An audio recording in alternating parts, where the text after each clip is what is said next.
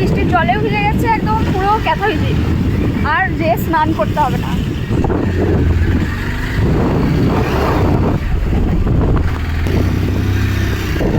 পুরো একদম গাছতলাতে দাঁড়িয়ে দাঁড়িয়ে এমনিতেই ভিজছিলাম, তো তারপরে দেখলাম যে না বাড়ি চলে যায় ভিজতে ভিজতে, বাড়ি দাঁড়িয়ে ভিজার থেকে।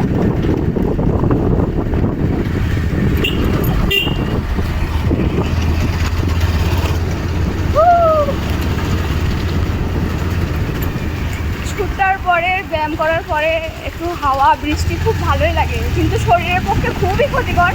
করার কিছু নেই, বর্ষাকাল, যখন তখন বৃষ্টি আসবে।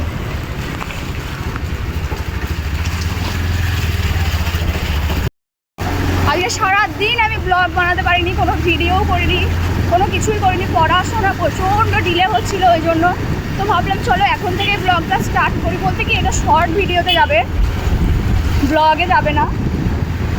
তো একবারে চলো কি করবো, ভিজে ফোনটাও ভিজছে, তোমাদের জন্য ভিডিও করছি ভিজে ভিজে। তোমরা বৃষ্টি এনজয় করো আর আমার ভিডিওটা এনজয় করো। তো চলো সবাই লাইক করো, ভালো লাগলে। বাড়িতে গিয়ে দেখা হবে একবারে, টাটা।